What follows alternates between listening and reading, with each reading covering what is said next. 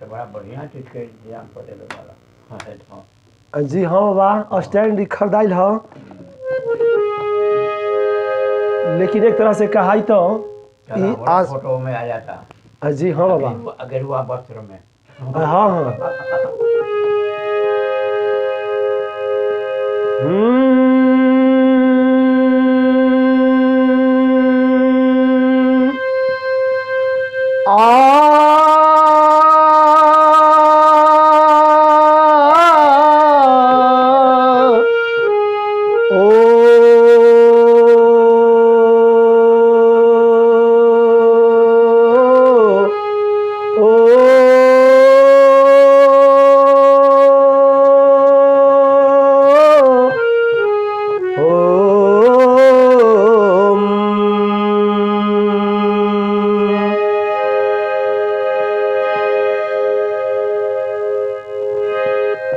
सेवा से मेवा शीर्षक बा। हमार चैनल के आप लोग अगर पहले होखी तो सब्सक्राइब कर दी, लाइक करी, कमेंट करी, शेयर करी। आप लोगन के सपोर्ट की आवश्यकता बा। आज हमन के विश्व के टॉप 10 में एगो चेयर पर बानी जा। आप लोग का आशीर्वाद बा। इतने ना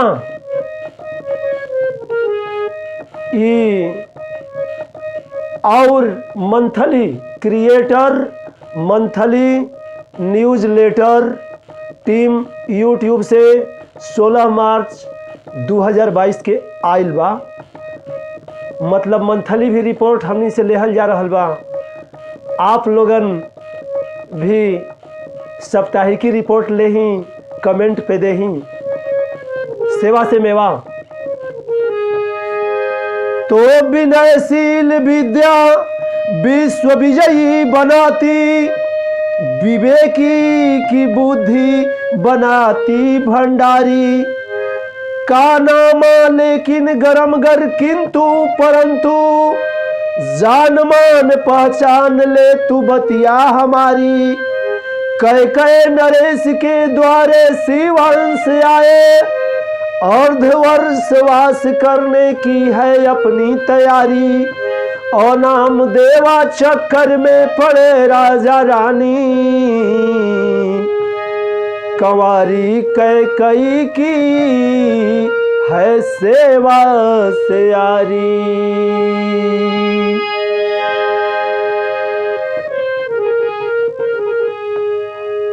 एक बार शिवांश दुर्वासा जी पहुंचलन कश्मीर कह नरेश के दरबार में, आ कहलन कि हम 6 महीना रहब तोहरे दरबार में। अब बोला क्या कहतल, तो ऊ राजा गइलन रानी के हैं। कहलन कि देखा हो शिवांश जी दुर्वासा जी आइल बड़न, आ कहतलन कि 6 महीना हमारे दरबार में रही हम, यही जे हमरे के हैं, तो उनके क्या कल जाए। तो उनकर रानी कहली कि ये सरकार ऐसे अगर करब न तो वो बड़ा खिसकट हो। अगर तनी मनी गलती होई आ कुछो कह दी हो तो सब में कैल धैल डांड हो जाई। ऐसे अच्छा बा कि तू जाके गोड़ पर गिर जा आ माफी मांग ला। तो ई कहलन, सोचे लगलन कि का हो अगर ना ही हम कह देनी या वहू पर उनके बुरा लग गई, तब सेवा करत करत जब गलती हुई तब कुछ कही हो। आज एक बेरी वो कहता ना कि हम रहबा हम कह दही नहीं, वही पर कुछ कह दल तब यही बतिया ये लोग अपने में बतियावत रहे। आ तब तक कैकई एली। कैकई कहली कि पिताजी या माताजी आप लोगन बताई का दुविधा बा, भई गति सांप छुछुंदर केरी काहे बा। बतलौला उनकर माता पिता। कैकई कहली कि उनकर सेवा के भार हमरे जिम्मे दे दहिया, उनकर सेवा हम करब। आप लोग के दरबार में इतना नौकर इतना नौकरानी सभे भरल बा, आ सेवा से डरता नहीं जा। अरे सेवा करे में मने जैसे चाहिए वैसे नहीं हो, जैसे चाहिए वैसे खई हो, ये ना उनकर सेवा हम करब। जाई कह दही कि 6 महीना रही। आ करके कैकई के लिया के दरबार में अलन हाँ देखी कई कई कले बड़ी अपन बाबूजी से ओ घड़ी उनकर शादी ना भई रहे।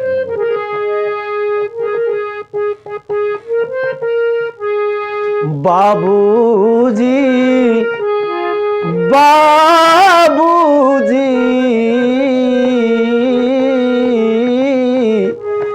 बाबूजी धर्म सेवा कइल मोर काम हो गइल।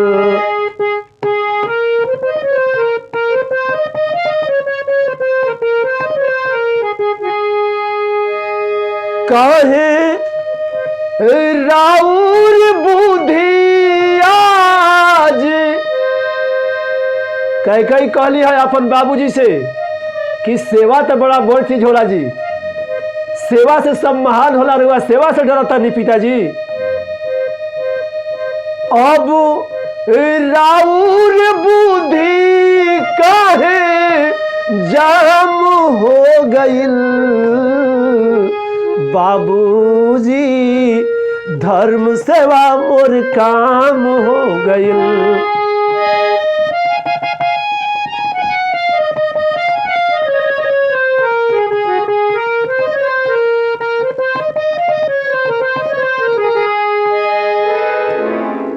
सेवा होखे लागल, रहे लगल वही दरबार में। कैकई से कैकई के सखी लोग पूछता कि का हो, बड़ा खतरनाक महर्षि ऋषि तोहरा के नाइल बनो, सेवा होता ठीक से? वो बतावता ली कि समस्या हो जाता, लेकिन पूरा हम कह देता नहीं समस्या कैसन होता।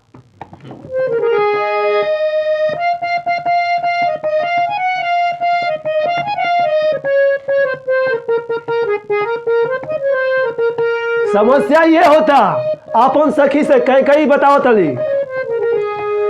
अरे मांगेलन गरम चाहेलन ठंडा, मांगेलन गरम चाहेलन ठंडा। जब आइल पंडा सखिया गजब आइल पंडा, जब आइल पंडा सखिया गजब आइल पंडा।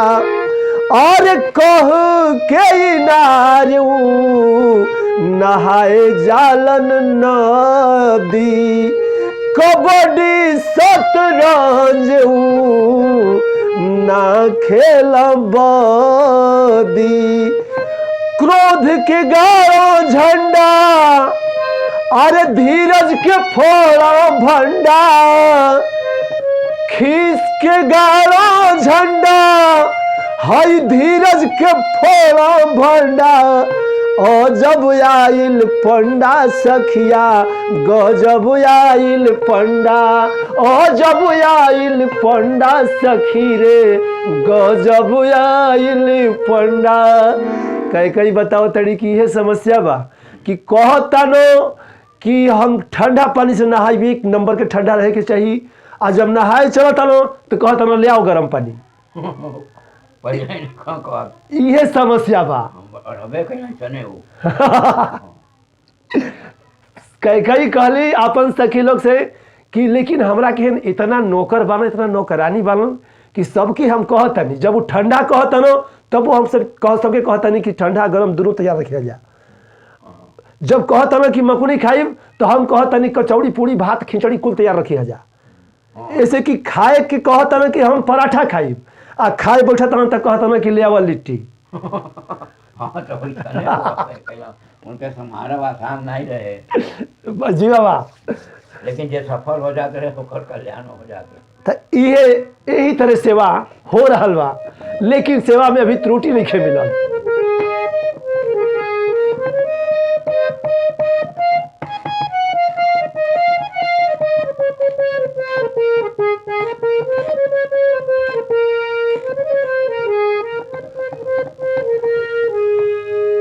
और सूते से पहले चौकी कहेलन,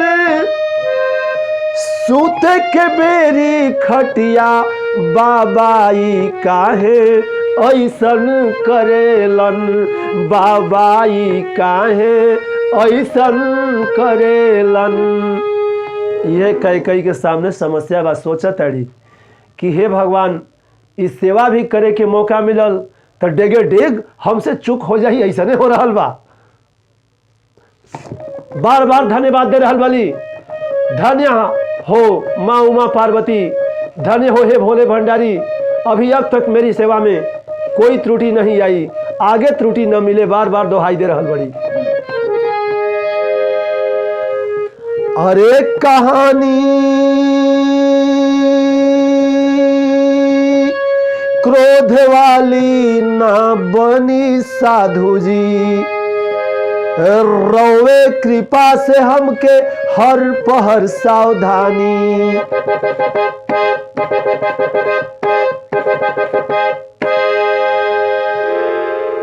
कहली कि क्रोध नहीं होई, इहे तैयारी चल रहल बा। एक दिन कई कहली हो शिवांश जी से, दुर्वासा महर्षि से कहली कि बाबा एगो बात हम पूछतनी।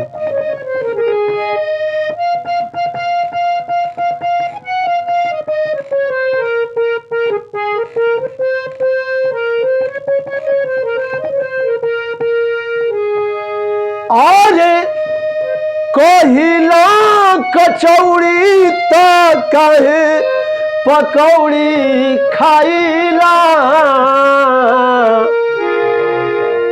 आज कहिला कचौड़ी तो कहे पकौड़ी खाइला, बाबा हमरा के रउआ काहे इतना अजमाइला, बाबा हमरा के रउआ काहे अजमाइला। हमके काहे अजमाओ तनी इतना, हमार दोस्त देखल चाहतनी। कई जब कहती है तो कलन की अरे हमसे सवाल कर भी, तोरा घर में रहत यही से, हम तोहरा घर में बनी यही से हमसे सवाल करता लू, सेवा न संपरे बोल नहीं सपरी। कई कहली कि नहीं सरकार सपरी। उसके बाद देखी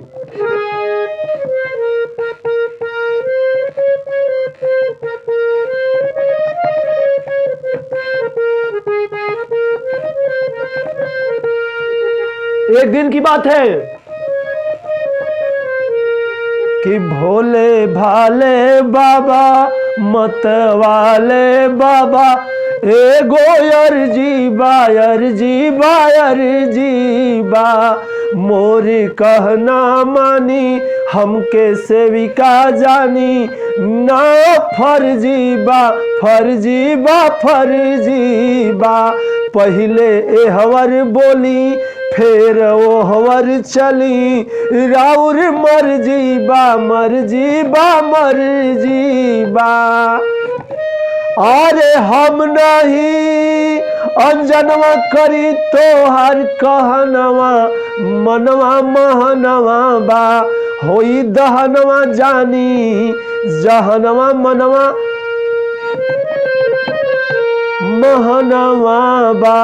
अरे कहब की पराठा खाइब, मांगब हम मकुनी, अचार चटनी बोलब खाइब हम बुकनी, बारहनवा है सहनवा मनवा महनवा बा, होई दहनवा जानी जहनवा, मनवा मोर महनवा बा। बाबा बतौलन कैसे कि बेटी सुना, ई मन बड़ा चंचल न होला, तो हमार जब जौन मन करता तौन कहतनी, हमार जब तू पूछा तालू कि हम का खाई तो वो घड़ी हमार मन करता कि मकुनी खाई, आ जब खाए बैठा ताई तो वो घड़ी हमार मन करता कि नहीं हम एक नंबर के पुलाव खाई। तो हमार जौन मन करता तौन कहतनी, हम तू लोग का परीक्षा नहीं ले।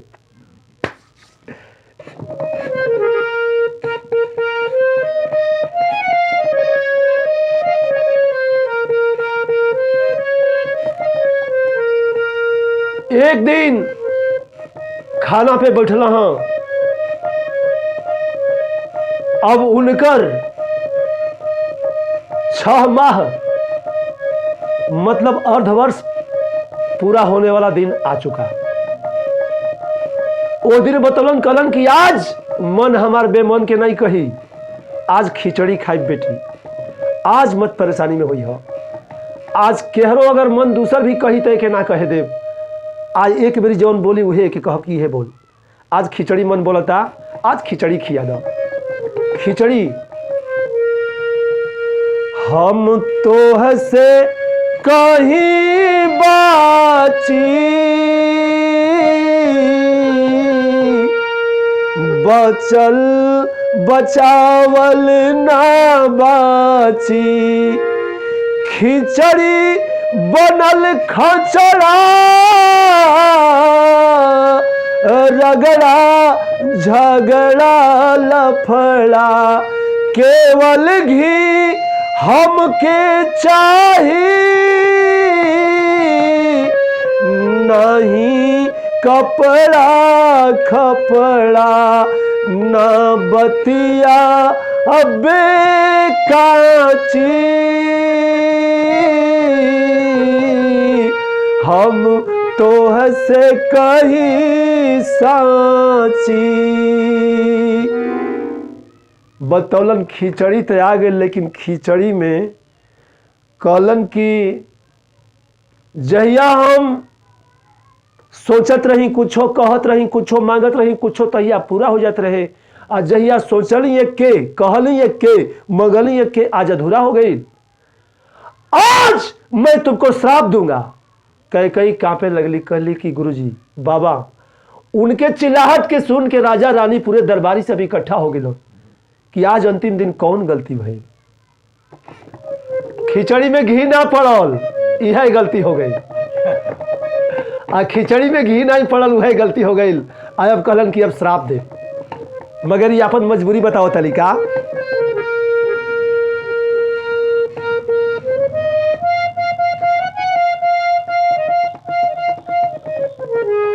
और का हम बताई कुछो आप से, बुद्धि बिया जाम हो बाबा। बाबा बनल ना काम, देखी अंगूरी खूनवा बहे सभे।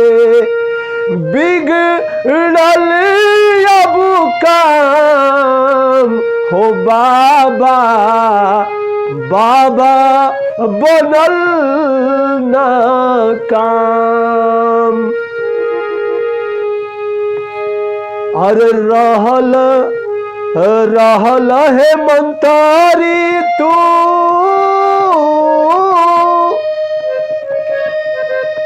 ए बाबू पूस के महीना हो।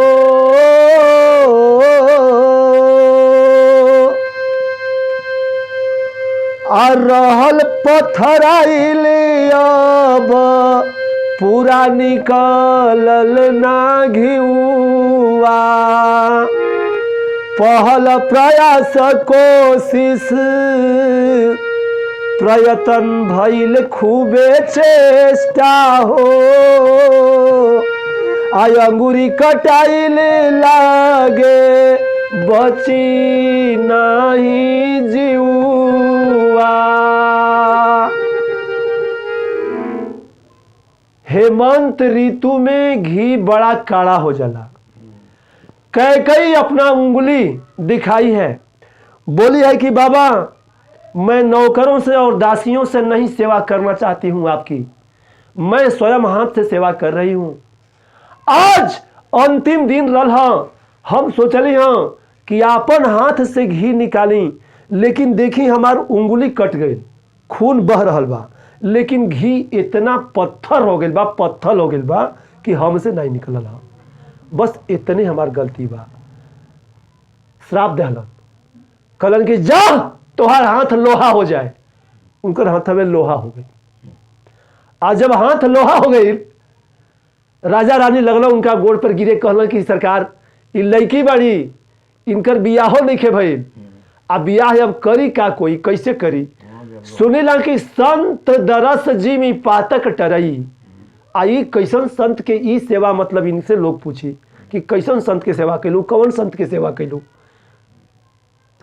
क्षमा करब सरकार, वो कहलन की खैर कोई बात ना, अरे टाइम पर काम दही रे, टाइम पर काम दही।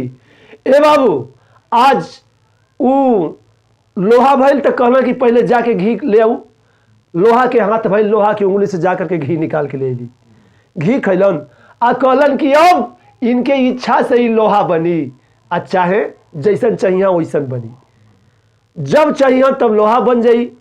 पार कई की इच्छा भइल कि लोहा न रहे तो सब ठीक हो गई, इच्छा भइल कि लोहा बने तो लोहा बन गई। उहे दुर्वासा जी शिवांश जी बतलौलन कि इनके इच्छा पे रही, आई हमार श्राप कबो वरदान भी बन सकेला।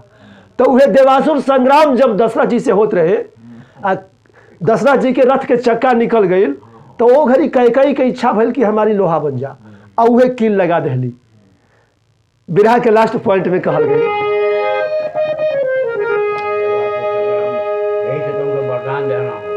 और समय